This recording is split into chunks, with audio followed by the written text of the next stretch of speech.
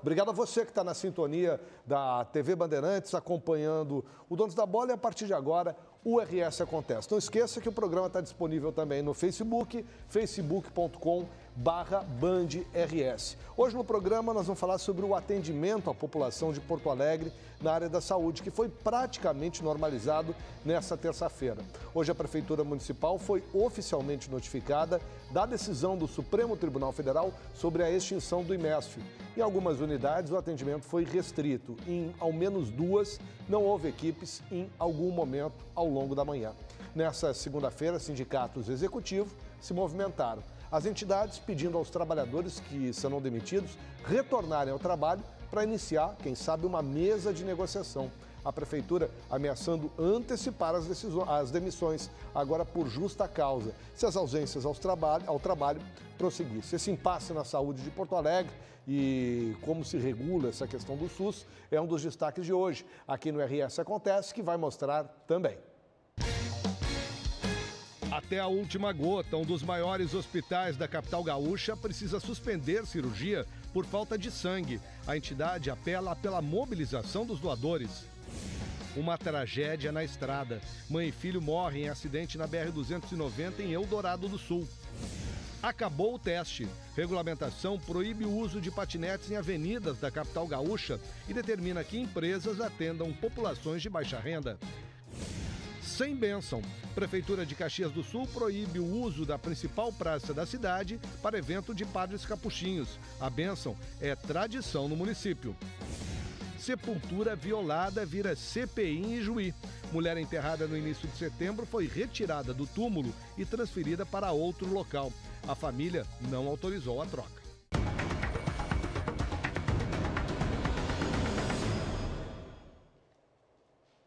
Olha, a situação chegou ao limite. Os estoques de sangue do Grupo Hospitalar Conceição estão baixos demais. A escassez obrigou o cancelamento de cirurgias nos hospitais do GHC. O apelo é por doadores de todos os tipos sanguíneos. 5 cirurgias canceladas. O motivo, a falta de doações. O Banco de Sangue do Grupo Hospitalar Conceição, responsável por manter o estoque que atende 4 hospitais de Porto Alegre, chegou a um nível crítico. Para não colocar pacientes em risco, os procedimentos foram suspensos. Nós temos cirurgias que estão agendadas com alguma antecedência, às vezes de anos, pela demanda do SUS, e que precisam ser realizadas. Pelo seu porte, como cirurgia de artrodese de coluna, fratura de fêmur, prótese de quadril, de joelho, elas demandam, por um risco de sangramento, de que haja estocado uma quantidade mínima de sangue. Como nós não tínhamos essas quantidades ontem, nós resolvemos suspender as cirurgias porque o procedimento seria de risco para o doente sem a devida reposição. O ideal para manter os estoques estáveis é que 80 pessoas doem sangue por dia. Só que o número de doadores caiu pela metade. Nas câmaras de refrigeração, várias gavetas estão vazias. Uma das situações mais graves é de A positivo. Há apenas 10 bolsas disponíveis. Nós tivemos 2 feriados esse mês, no 7 de setembro e do 20 de setembro, e essas datas as pessoas viajam, se preparam para confraternizar e às vezes esquecem de doar. Depois do apelo da instituição, 90 pessoas foram doar sangue nesta segunda-feira. Na manhã de hoje, a sala de espera estava lotada. João ficou sabendo da falta de doadores e resolveu ajudar. Amanhã pode ser outra, amanhã pode ser eu, pode ser tu, qualquer um, né? Então vamos ajudar agora enquanto podemos, enquanto temos saúde ainda. Para que o problema não se repita, a conscientização precisa se manter durante todo o ano. André é um exemplo. Doa sangue a cada 2 meses há mais de 15 anos. Por que não doar, né? Não fazer nossa parte, né? O que veio de graça, a gente pode dar de graça. Não faz mal. E faz um bem assim, ó, imenso, imenso. Me sinto muito bem, muito gratificado. Assim, ó, se pudesse fazer mais, com certeza faria, né? Meu xará, André Machado, que estava aí doando sangue lá no Grupo Hospitalar Conceição. As doações, aliás, se você quiser colaborar para que não haja mais nenhum problema de estoque, pode ser feitas no 2º andar do Hospital Conceição, todo mundo sabe, né? Fica ali na Francisco Traem, número 596. O horário de atendimento é importante ficar atento, das 7h30 da manhã até as 5 horas da tarde, de segunda a sexta-feira. Ainda dá tempo de ir lá hoje e fazer a sua doação e ajudar as cirurgias do hospital a ocorrerem normalmente. Vamos falar de uma polêmica sem fim. O novo capítulo na novela do Cais Mauá se refere a um estacionamento instalado junto à área portuária. A Secretaria dos Transportes garante que o empreendimento não foi autorizado pelo governo do estado ou pela Agência Nacional de Transportes Aquaviários. O executivo alega que a decisão do Tribunal Regional Federal da 4ª Região, que suspendeu a rescisão do contrato, não retira a necessidade de autorização e estuda a possibilidade de multar a concessionária.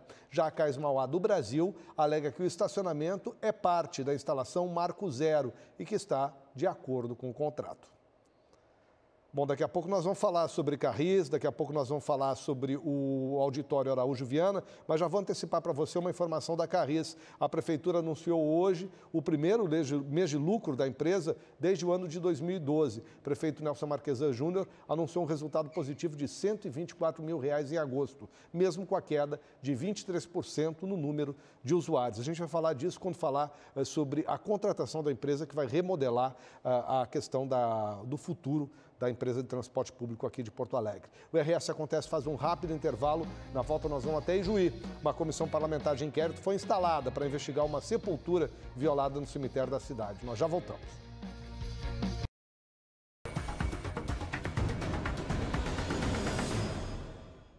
É o nome do futuro administrador do Auditório Araújo Viana, é Opinião Produtora. A empresa vai administrar o local por um prazo de 10 anos. A gente vai falar sobre o assunto agora com o secretário de Parcerias Estratégicas, Tiago Ribeiro, e também com o sócio-diretor da Opinião, Rodrigo Machado, os dois conosco aqui no RS Acontece. A Prefeitura ficou satisfeita com o resultado, secretário?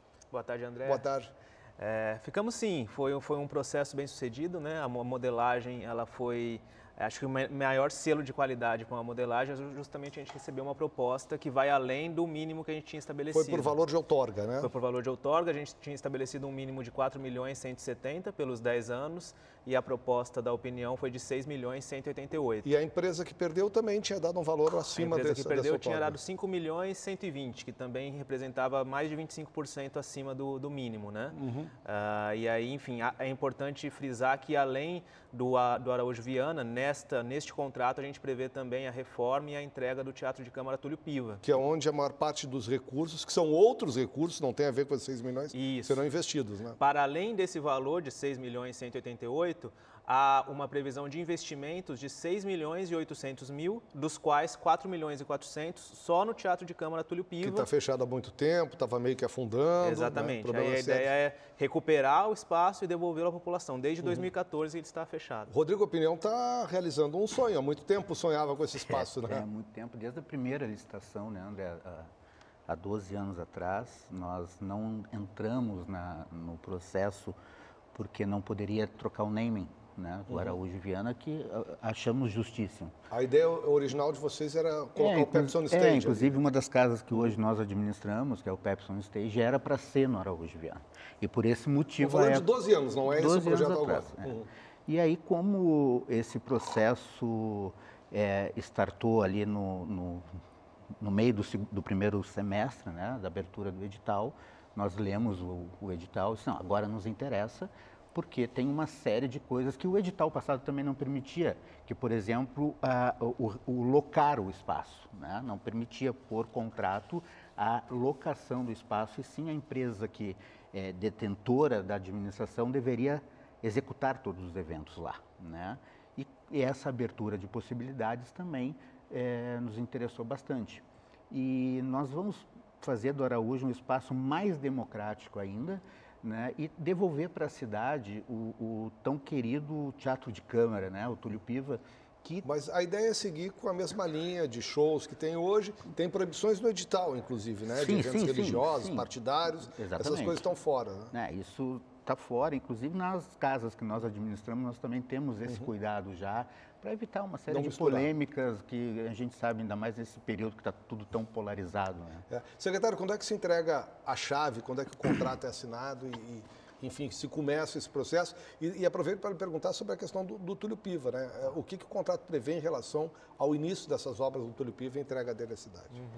Infelizmente, eu sempre tenho que dar algumas notícias relacionadas aos trâmites burocráticos desses processos. Faz parte, né? Para a segurança do Exato, processo. não tem como fugirmos deles. Legítimo. Mas agora temos 5 dias como prazo recursal para a segunda colocada. Caso ela não apresente nenhum recurso nesse período, a gente já vai para o período de homologação final da documentação, da opinião e assinatura do contrato. Então, caso não haja recursos, a gente imagina que ainda em outubro estejamos preparados para fazer a assinatura do contrato, entre outubro e novembro. E quando assina, já entrega a chave? Como é que Quando funciona? assina, já entrega a chave, embora possa a Secretaria da Cultura, em acordo com a nova contratada, se for de comum acordo, pode postergar, ter algum período de transição, enfim, isso é algo que operacionalmente pode se modificar um pouco. E em relação ao Túlio Piva, uma vez assinado o contrato, a empresa tem 12 meses para executar todas as reformas e entregar o Túlio Piva de volta à população de Porto Alegre. Você já tem essas empresas de engenharia contratadas? Tem no caderno de encargo, existe, né? Agora nós vamos colocar as nossas empresas, os nossos parceiros para estudar todo esse processo. Como o secretário falou, existe um prazo, né? E as coisas têm que ser entregues com a devida qualidade que a gente sempre preza nos nossos projetos, né? Então, vai ser uma execução na altura dos espaços. Secretário, hoje vocês tiveram, para a gente só pegar uma outra pauta que é importante também, a assinatura referente à Carris, né? O que foi? O que aconteceu na manhã de hoje? O que a gente assinou hoje foi o contrato de estudos técnico-operacionais da Carris, que, resumindo, a consultoria contratada vai fazer um diagnóstico operacional da empresa e sugerir alguns cenários de longo prazo para a empresa para que a gente a torne sustentável e ela deixe de ser refém de ciclos político-eleitorais. Nos últimos 3 anos, a Carris melhorou muito os resultados operacionais dela. O prefeito hoje está comemorando o lucro primeiro no mês de agosto. O primeiro mês de lucro líquido desde 2012. Em agosto, a gente teve R$124 mil de lucro líquido da Carris. Agora, o ponto é que enquanto ela fica nas mãos totalmente do poder público, ela pode ter uma gestão muito profissional, uma gestão menos profissional. Se a gente propõe um arranjo em que estruturalmente ela passa a ser obrigada a ter uma gestão profissionalizada, ela fica mais imune a esse tipo de ciclos. A ideia é essa contratação para que ela faça esse diagnóstico, é isso? Isso, e desse diagnóstico, então, ao longo de 180 dias será feito esse diagnóstico. A partir daí serão apresentados cenários à prefeitura e a gente vai avaliar tecnicamente qual que é o mais razoável. A empresa, essa mesma que foi contratada hoje, se aprofunda nesses estudos para já implementar a solução. Tá certo. Qual vai ser a festa para inaugurar o Araújo Viana, hein, Rodrigo? Vamos com calma, vamos assinar o contrato Tu não primeiro. foi atrás ainda do vamos assinar grande o contrato nome, primeiro, até porque a gente não sabe a data certa, mas com certeza vai ser uma grande festa. Vai fazer... Tem alguma mudança no Araújo que vocês queiram fazer? Não tem. O que vai acontecer é que nós vamos colocar um pouco mais a nossa cara, né? Que são eventos mais democráticos, tentar melhorar os valores de ingresso, isso sempre é a nossa preocupação com os shows que nós... Ter acompanhado esse processo de licitação do Araújo desde o início, desde antes do edital ser lançado, então fico muito feliz, secretário Tiago, que tenha chegado num bom momento, com um resultado tão positivo para a prefeitura, né? É quase 50%, é isso? Né? Quase 50% de ágio. De ágio, né? Que é um ágio mais bem do que para a prefeitura, é para a população, Claro. né? Porque esse valor se reverte a fundos, né, municipais e pode ser aplicado em outros situações da cidade. em outras obras Obrigado por necessárias. estar conosco aqui, Rodrigo. Obrigado, parabéns aí pela vitória do Opinião. Olha, mãe e filho morreram em um acidente na BR-290, próximo ao acesso de Charqueadas, por volta das 7 horas da manhã de hoje. Foi na altura do quilômetro 128, em Eldorado do Sul. Houve um grande congestionamento na rodovia. As 2 vítimas fatais, uma mulher de 60 anos e um jovem de 28, estavam em um HB20 com placas de Laguna. Eles seguiam no sentido interior capital e tentavam fazer uma ultrapassagem em local permitido quando colidiram frontalmente com um caminhão. Um ônibus que seguia na mesma direção do automóvel também foi atingido na lateral. Além das 2 vítimas fatais, uma terceira pessoa que ocupava o HB20 ficou ferida e precisou ser encaminhada para o HPS. Nos outros 2 veículos envolvidos, houve apenas danos materiais. Na BR-293, entre Quaraí e Santana do Livramento, na fronteira com o Uruguai, um acidente deixou 3 pessoas feridas gravemente. Foi no início da manhã. Um veículo Chevrolet Spin da Secretaria de Saúde de Quaraí, que faz o transporte de pacientes, colidiu com um animal que estava passando na pista. Entre os feridos estava uma criança de 2 anos, que teve fratura exposta na perna. As vítimas foram encaminhadas à Santa Casa de Misericórdia de Livramento. Nenhum dos passageiros, felizmente, morreu. E houve um susto aqui na zona leste de Porto Alegre. O ônibus da Brigada Militar colidiu contra o muro de uma escola na manhã desta terça-feira. O acidente ocorreu por volta das 8 horas da manhã na rua Silvado, no bairro Coronel Aparício Borges. O veículo iria transportar alunos do BOI até Montenegro. Segundo informações apuradas no local, o freio do coletivo teria falhado. O veículo desceu a lomba e só parou a bater no muro e depois numa árvore. A perícia vai apurar o que causou o acidente. Por conta desse acidente, o trânsito ficou em uma pista, o que causou lentidão. Ninguém se feriu. Um corpo exumado de forma irregular no cemitério público virou CPI na Câmara Municipal de Ijuí. Um corpo foi sepultado no local no início de setembro e depois transferido para outro local no mesmo cemitério sem autorização da família. Nós vamos conhecer os detalhes desse caso conversando com o repórter da Rádio Progresso de Ijuí, o Luciano Belinazzi, que está na linha conosco. Conta essa história para a gente, Luciano. Uma boa tarde. Boa tarde, André, mais uma vez, boa tarde a todos aí da Band. Bom, André, exatamente, na verdade, este corpo ele não foi transferido para outro cemitério, e sim para outro túmulo no mesmo cemitério, mas ocorreu então essa exumação irregular. Bom, para começar, essa pessoa ela faleceu, a dona Vilma Gomes, ela faleceu no dia 4 de setembro, aqui em Ijuí. Então foi feito o sepultamento dela nesse dia, no cemitério do bairro Jardim, que é um cemitério que fica no bairro 15 de novembro, aqui em Juí. É um cemitério público e coordenado, então, pelo Poder Executivo, pela Prefeitura Municipal do Ijuí. Bom, feito o sepultamento dela no dia 4, no dia 16, o filho da dona Vilma, o Alexandre Gomes, ele foi, então, até o cemitério para visitar o túmulo da mãe, ir lá fazer uma ornamentação, enfim, como os familiares gostam de fazer depois, né, do sepultamento. Pois bem, pelo susto, André, ele chegou no local, a mãe dele não estava mais sepultada no mesmo local. Eles tinham retirado o corpo da dona Vilma e sepultado 5 sepulturas acima no cemitério Jardim. E aí ele ficou completamente indignado com essa situação, chamou a imprensa no local para relatar o fato que havia ocorrido. Bem, nós conversamos com ele nesse dia e ele realmente estava bastante revoltado mesmo, e nós sugerimos que ele fizesse uma ocorrência policial, né? Fosse até a delegacia, fizesse uma ocorrência policial, porque constata-se um crime. Ele, acompanhado de um advogado, foi até a delegacia, fez o registro policial, a Polícia Civil abriu um inquérito que também vai apurar e investigar o caso. Bom, como se trata... Sim. Não, e aí virou CPI, porque o cemitério é do município, é isso, né, Luciano? Exatamente. Aí, como se trata de um cemitério público do município, os vereadores formalizaram ontem, então, no Poder Legislativo, um pedido para abertura de uma CPI. Foi aprovado por unanimidade. Agora, o que os vereadores querem? Querem apurar quem é o responsável e o porquê a gente está chamando aqui de exumação irregular, mas pode ser chamado também de violação de sepultura, né? A gente sabe que é um crime embasado no Código Penal, né, André? Pois é, que a dona Vilma conseguia descansar depois desse processo todo, né? Porque o corpo dela foi retirado, enfim, deu um susto na família. E vamos descobrir aí se houve, quem autorizou essa violação aí. Belinazzi, obrigado por estar com a gente aqui. Um abraço para vocês aí da Rádio Progresso.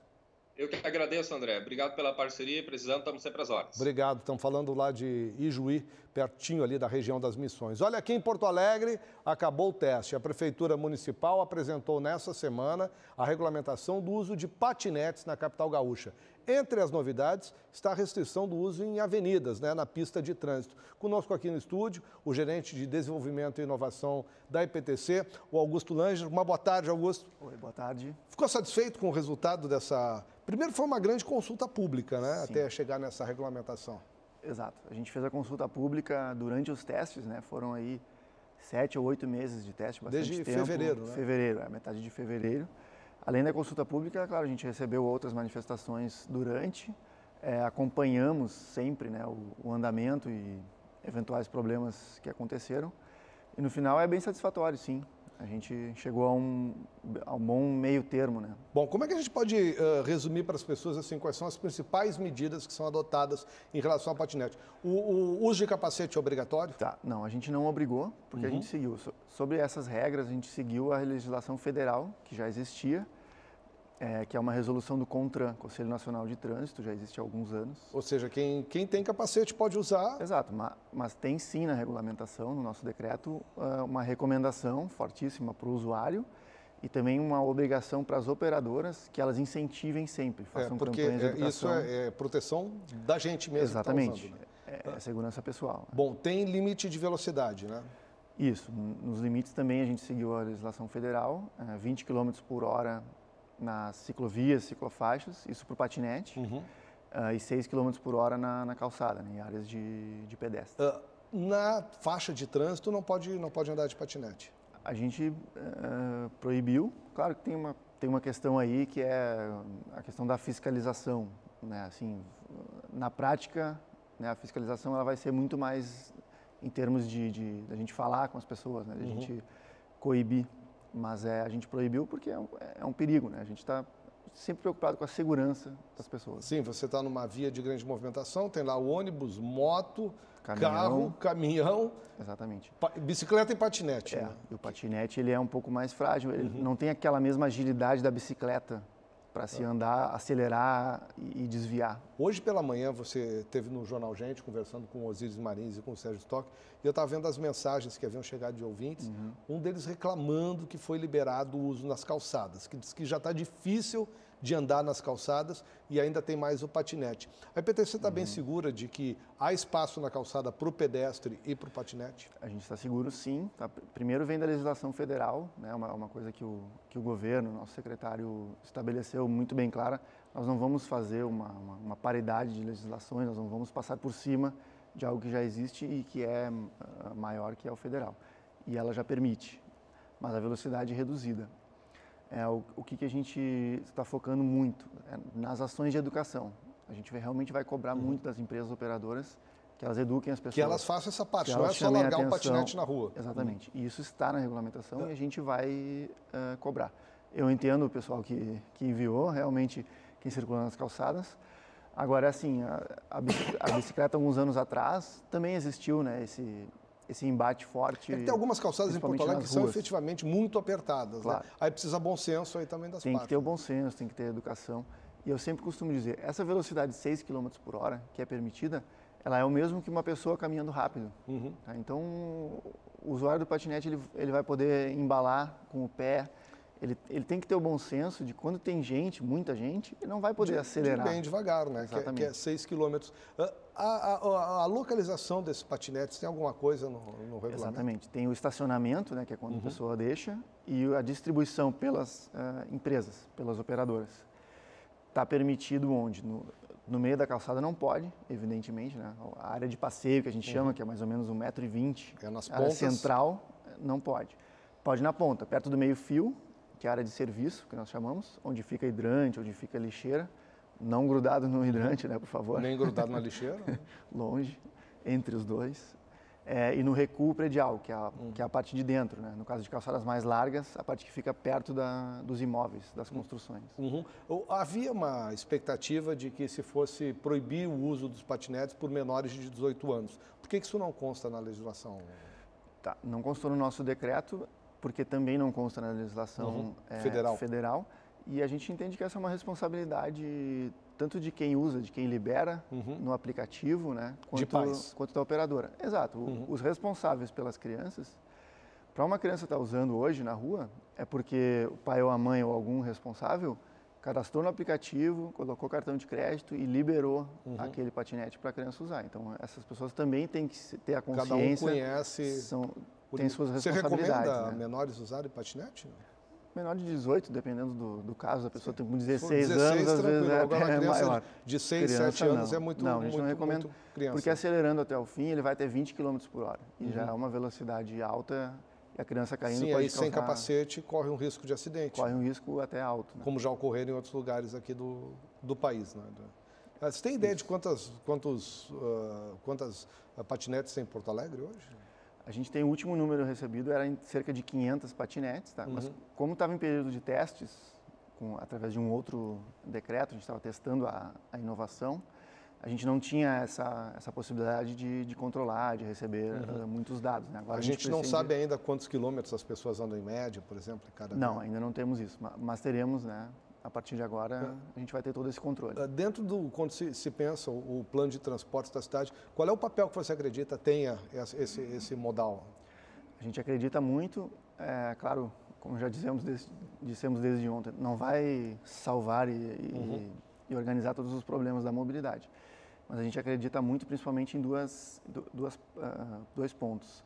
Uma são trajetos curtos, quando a pessoa tem que ir alguns minutos só, né, 1 quilômetro, digamos assim, ou um pouquinho mais.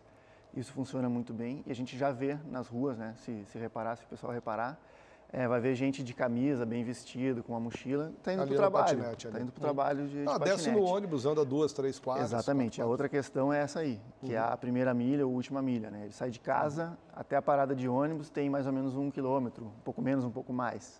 Vai levar 5 minutos, 10 minutos. Ele vai de patinete ou de bicicleta. E esses dados da empresa vão ser abertos, a gente vai conhecer melhor esse deslocamento. Nós vamos ter como poder público acesso e aí, na medida do possível, a gente vai abrir para a população. O que está no horizonte aí da área de inovação da IPTC, Langer?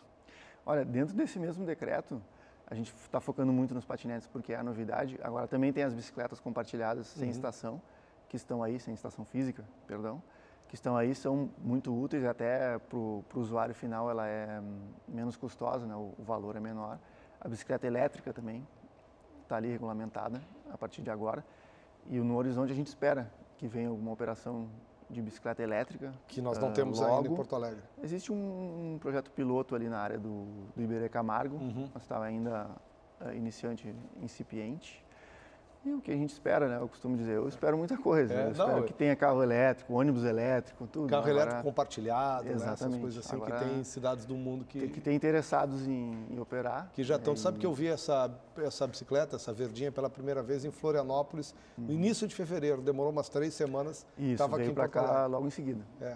Enfim, a gente tem que estar aberto aí para essas inovações. E uma grande novidade aí nesse decreto, só para finalizar, não quero tomar o tempo aqui. A gente vai disponibilizar áreas em vias públicas, na rua ou em calçada, onde tiver espaço, para essas empresas adotarem aquela área, fazerem a sinalização toda, fecharem ela. E ali vai ser um estacionamento exclusivo de bicicletas e patinetes para todos os usuários. Né? Bacana. Langer, obrigado por estar conosco aqui. Parabéns à PTC pela consulta, por ter uma regulamentação agora em Porto Alegre, deixando tudo mais claro. Obrigado por estar com a gente. Boa tarde. Olha, nós vamos para mais um intervalo comercial e na volta nós vamos até a Serra. O prefeito de Caxias do Sul, Daniel Guerra, não quer saber da bênção dos capuchinhos na Praça da Cidade. Por quê, prefeito? Em seguida.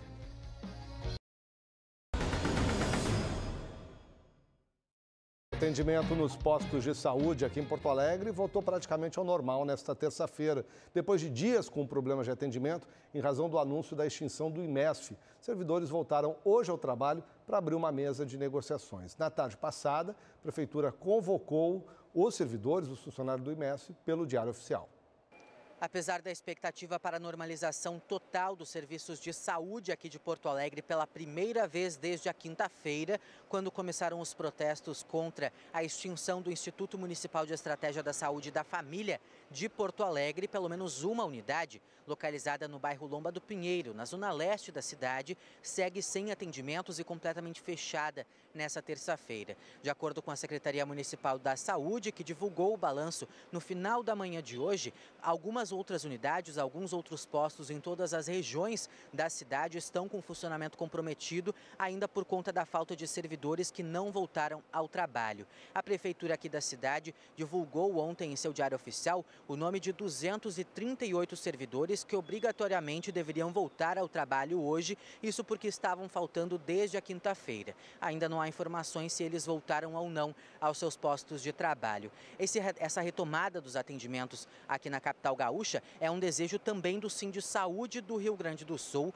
que expediu uma recomendação a todos os seus filiados, temendo que as negociações envolvendo o futuro dos 1.870 filiados ao IMESF, os funcionários do IMESF, melhor dizendo, fosse comprometida por conta dessa mobilização, essa paralisação que já dura pelo menos 3 dias úteis aqui na cidade. As negociações também voltam a acontecer em Brasília nessa semana, isso porque 3 deputados federais gaúchos, Henrique Fontana, Mariana e Maria do Rosário, do Partido dos Trabalhadores, e Fernanda Melchiona, do PSOL, solicitam uma reunião com a ministra Rosa Weber, do STF, pedindo uma revisão da decisão do próprio órgão que determinou o fim do Instituto Municipal de Estratégia da Saúde aqui de Porto Alegre, que é responsável pela administração de 77 postos em toda a cidade. E termina hoje aqui em Porto Alegre o primeiro simpósio sobre a contratualização no SUS, o Sistema Único de Saúde. O evento conta com a participação de gestores, autoridades e profissionais da área da saúde. Quem conversa comigo agora sobre esse assunto é o auditor federal do Tribunal de Contas da União, Carlos Fernando Fagundes. Obrigado por estar conosco aqui nessa tarde. Pois não. Um tema que não poderia ter sido realizado numa hora mais oportuna, porque está ocorrendo em Porto Alegre, né, Fagundes? Exatamente. Quais são as opções que as prefeituras têm nessa questão da contratualização do SUS? Olha, o objeto desse simpósio que tratou da contratualização, ele teve como viés exatamente isso,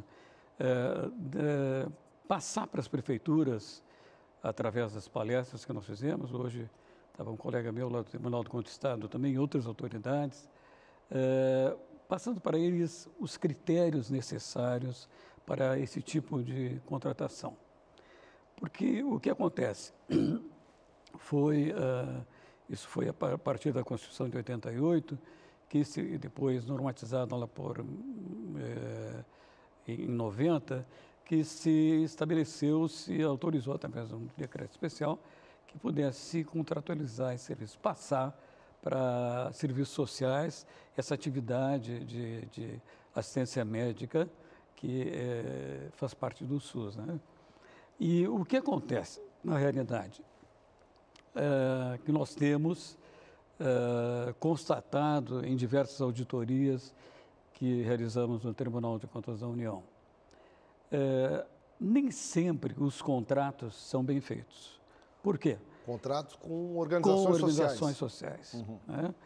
Porque ao realizarem a contratação, deixam de seguir determinados pré-requisitos que depois, mais adiante, na execução do contrato, eles vão mostrar falhas no atendimento do serviço médico, né?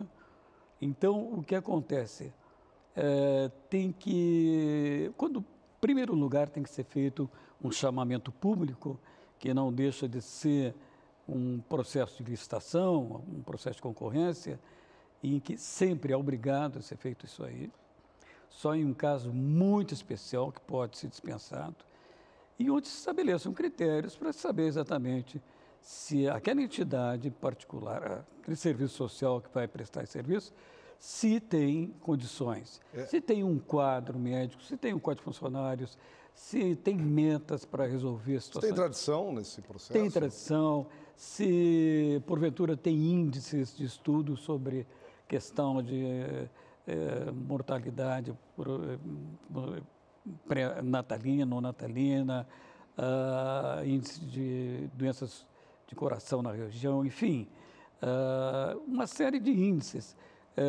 Num trabalho recente que nós fizemos, nós conseguimos enumerar, assim, mais de 30 itens, ou mais até a gente consegue. Agora, né? auditor, esse é o caminho que, por exemplo, a Prefeitura de Porto Alegre vai ter que seguir agora para superar essa situação do IMESF, de lançar na rua critérios para fazer uma contratualização com uma entidade social. Eu, sobre IMESF, eu me abstenho de falar, porque eu não conheço a situação. É um outro processo. Exatamente. E o IMESF era uma fundação pública de direito privado. Exatamente. Embora tenha recebido recursos do SUS, né? Recursos federais. Sim, exatamente. O caminho que a Prefeitura, ela vai ter que seguir o decreto 93.978 de 93, que estabelece uma série de requisitos que devem ser seguidos para essa contratualização, assim como os próprios preceitos estabelecidos na Lei 866, porque onde vai exatamente a 866 direciona para esse chamamento público, né? Então, ela vai ter que seguir esses parâmetros. O senhor destacou que quando tem problema, o problema se dá por falhas no contrato, mas também tem casos positivos que a Prefeitura possa, por exemplo, pegar como benchmarking para fazer o seu processo. Sim, nós temos um exemplo que é em Curitiba, mas se bem que Curitiba trabalhou com seus recursos próprios, né? Mas existem alguns exemplos que a gente poderia citar, que não me ocorrem no momento, porque... Sim, mas tem casos em que dá certo. Funciona. É que Porto Alegre é um pouco traumatizada nesse processo. Teve primeiro o Instituto Solos aqui, que funcionou por um ano, deu um problema seríssimo. Então a cidade fica um pouco sentida lá. Esse evento que ocorre aqui em Porto Alegre tem se repetido em outros lugares do Brasil? O senhor tem feito essa movimentação? Olha, eu sei que aconteceu, não sei se foi no Rio de Janeiro ou em Brasília, né? E agora está acontecendo aqui pelo Instituto Brasileiro de Organizações e Serviços Sociais. Eu sei que também os conselhos municipais de saúde aqui do estado, a Prefeitura de Porto Alegre está envolvida nesse. E no dia 3 e 4 de novembro, nós vamos ter um grande evento no auditório do Tribunal de Contas em Brasília, que também vai trabalhar desse tema. O Tribunal de Contas, ele atua por denúncia ou faz a fiscalização de forma regular, seleciona prefeituras e vai fazer ao longo do processo? Olha, pode acontecer, às vezes, de uma denúncia nos levar a fazer um trabalho. Mas também nós temos o que se chama de ofício. Nós temos dossiês que a gente vai trabalhando durante alguns anos e, com base em algumas experiências feitas, alguns trabalhos feitos em outras unidades do Tribunal de Contas da União, nós vemos a necessidade de um trabalho mais aprofundado e aí realizamos uma auditoria maior, por exemplo, de uma experiência que foi feita no Paraná.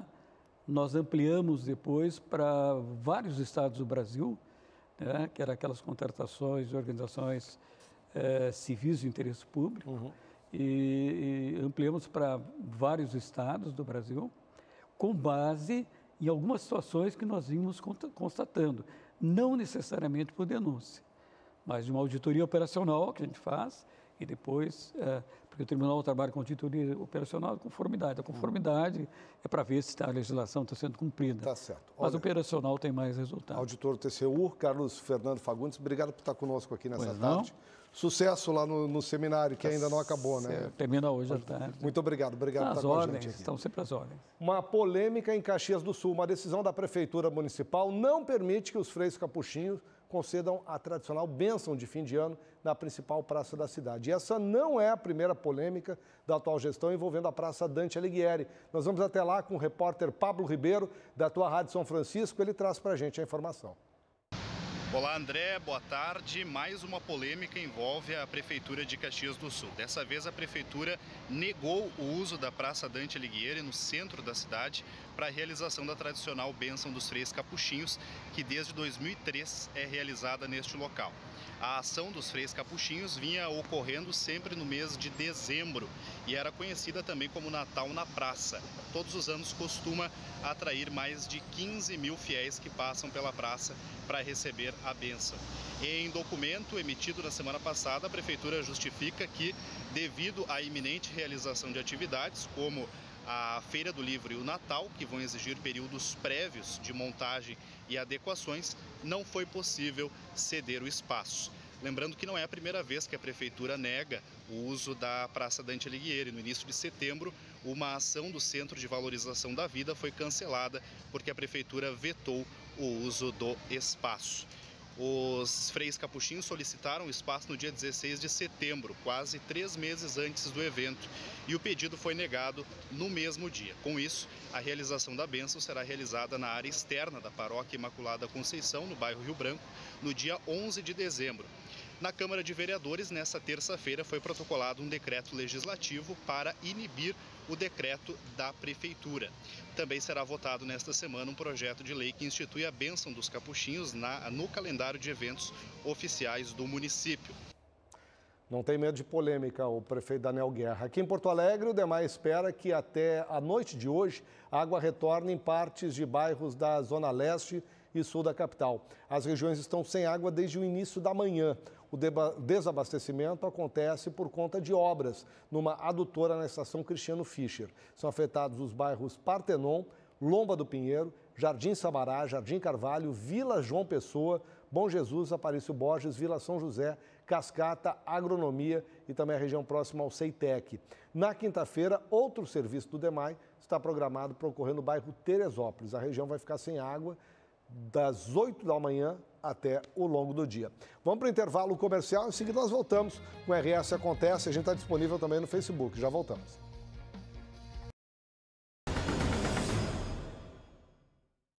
Traficantes foram apreendidos em uma operação da Polícia Civil contra uma organização criminosa. Um mandado de prisão e 17 de busca e apreensão foram cumpridos. A ação ocorre em 4 cidades gaúchas e uma catarinense. O repórter Jonathan Bittencourt tem direto da redação da Band e outros detalhes. Jonathan. Boa tarde, André. Boa tarde para quem nos acompanha. Uma informação que eu acabei de pesquisar, inclusive, na internet. Por que o nome da operação? Que é Operação Borgata. O Borgata tem relação com a unidade estrutural básica de uma sociedade mafiosa. Tem uma hierarquia muito bem estabelecida e muitos associados. Essa é a segunda fase da operação, que tem como objetivo justamente atingir o núcleo financeiro dela.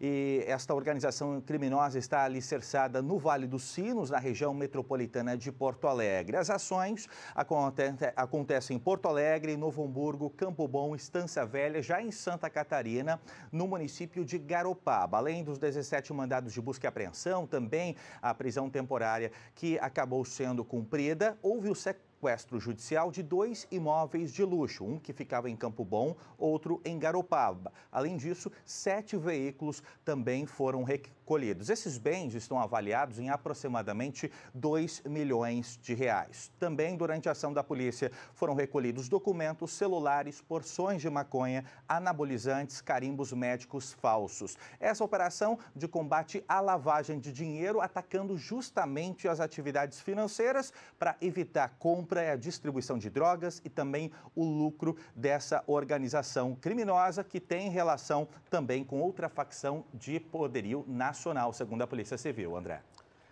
Obrigado, Jonathan. 9 agentes penitenciários começam a trabalhar hoje nos presídios gaúchos. São 224 profissionais, 31 deles da área administrativa, que passam a integrar a SUSEP. A formatura da turma ocorreu nesta segunda-feira. Enquanto o presídio de Sapucaia do Sul não for inaugurado, o grupo vai atuar em estabelecimentos penitenciários em Santa Maria, Passo Fundo e também aqui na região metropolitana. O trabalho de um dos gênios da humanidade está disponível aqui em Porto Alegre e de graça. Réplicas e reproduções de Leonardo da Vinci podem ser visitadas no saguão da Biblioteca da Pontifícia Universidade Católica. Nós vamos até lá com a Karine Flores.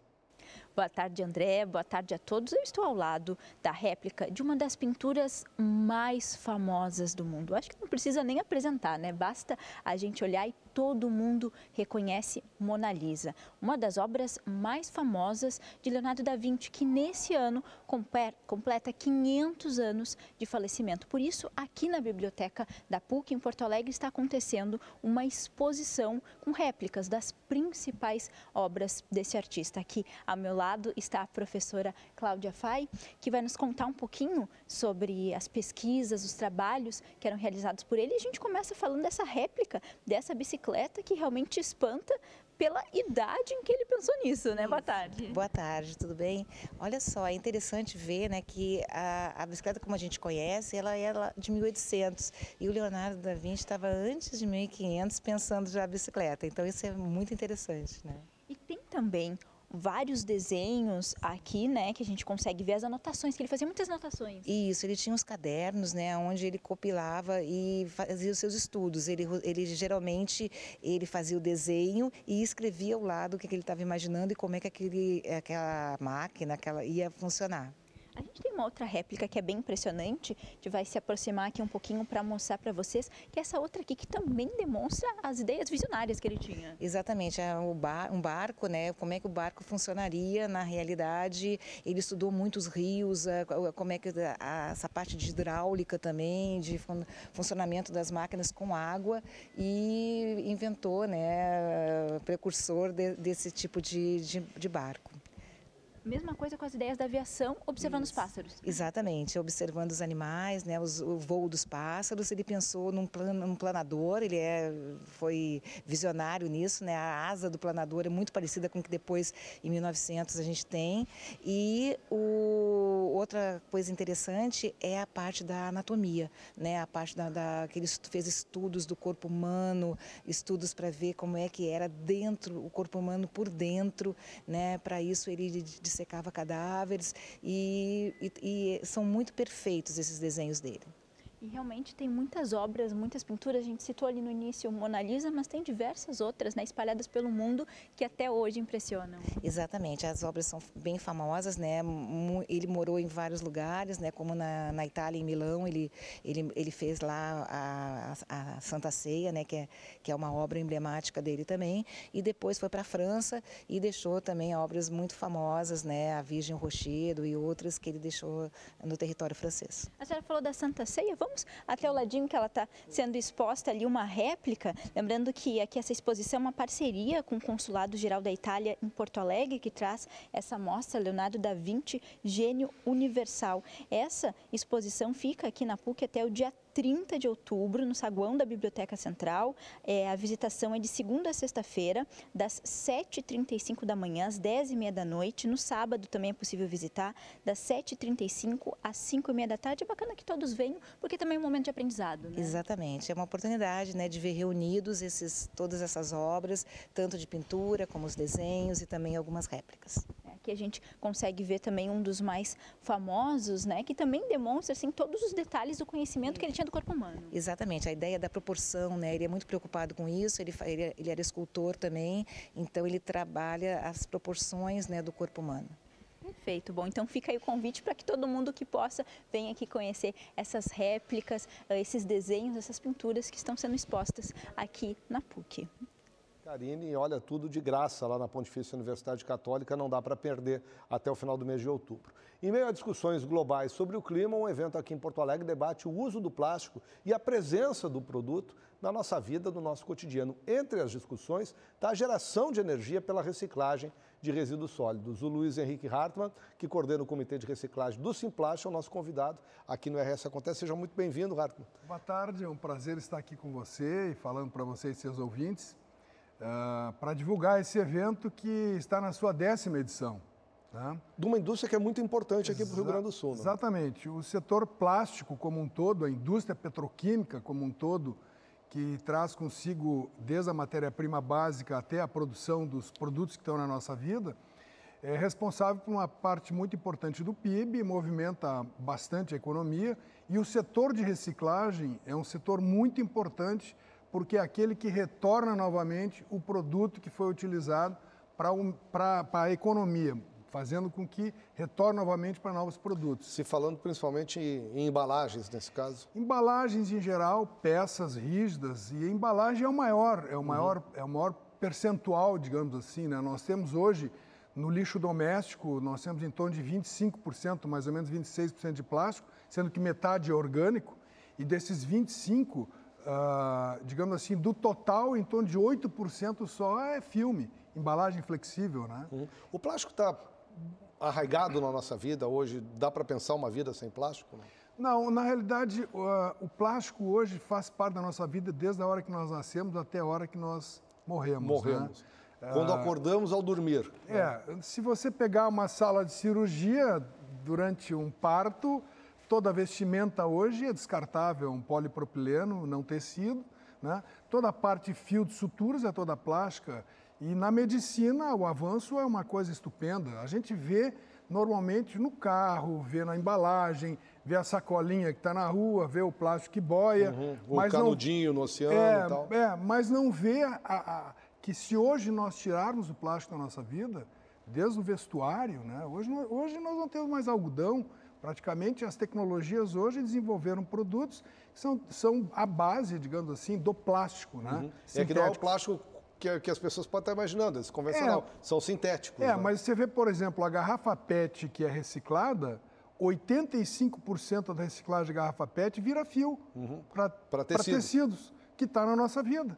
né, que está no tênis, que está na roupa, na roupa do esporte, né? Os esportes de inverno, todos eles têm com produto interno que absorve a umidade do corpo, né? Que é o não tecido. Ou seja, o plástico não veste a carapuça de vilão, como se tenta colocar. O que defende é que haja reciclagem, cuidado, um descarte consciente. O que aconteceu ao longo desses anos é que o setor plástico ele tem uma característica um pouco diferente dos outros produtos que são embalados, como metal, vidro, por exemplo, e papel. Se você olhar na estrutura econômica, quem recicla esses produtos, que não o plástico, são os fabricantes desses produtos. E no setor plástico, as indústrias petroquímicas como um todo sempre viram na reciclagem um concorrente. Então, acabaram não desenvolvendo meios próprios. Porque é produto a menos que coloca no mercado. Isso hoje mudou, obviamente, mas mudou meio tarde. Onde é que está sendo feita a reciclagem? A reciclagem é feita hoje, a cadeia é mais ou menos o seguinte: você descarta ou vai para um setor que faz a separação, aqui no Brasil praticamente manual. Centros manuais, praticamente. Tá? E dali vai para um aparista que compra desse pessoal e que entrega nas indústrias, que aí moe, lava, seca e faz o grão de novo. E alguns, inclusive, já fazem produtos reciclados. E aí reinicia o ciclo. Reinicia o ciclo. O que está mudando, o que esse nosso evento dá um enfoque bastante forte, você falou na parte da geração de energia, é que quando a gente fala em geração de energia, se imagina queimar o plástico para gerar energia. Né? Existem muitas formas de geração de energia que não é através da queima. Né? Existe, por exemplo, a possibilidade de você moer o plástico e colocar na massa do cimento hoje.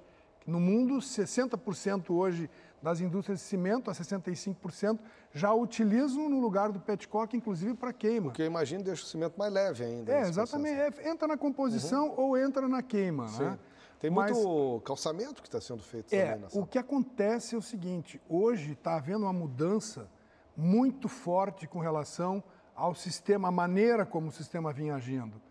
Nós falamos que anteriormente nós tínhamos uma economia linear, ou seja, extrai, transforma, usa e descarta. Tá? Agora não, né? Agora nós temos uma economia circular. Isso é um movimento mundial que não tem mais volta. O Energiplast, esse é o nome do evento, né? Que o Simplast realiza amanhã na Fiero. Quem quiser participar, como é que pode fazer? Pode chegar na hora lá, fazer inscrição na hora. É gratuito, não tem custo. Porque o importante é conhecer esse processo. Exatamente, Nós vamos ter vários cases muito importantes de economia circular. Eu cito, por exemplo, uma empresa chilena que está vindo aqui fazer uma apresentação de um processo completo de limpeza dos mares da Patagônia, na parte de redes de pesca e cordas. Inclusive chama Atando Cordas, o nome, atando, né? Sim. Não matando, atando. Atando Cordas. Bom, que vai estar amanhã lá na Félix. Hartmann, muito obrigado por estar aqui. Muito obrigado. Parabéns aí pelo setor. Obrigado por nos ajudar a entender um pouco essa cadeia aí. Não, ficamos à disposição. Obrigado. Essa edição do RS Acontece de hoje fica por aqui. Você tem outras notícias 10 para 7 da noite no Band Cidade. Uma ótima tarde para você. Até amanhã, 1h30. Já voltamos.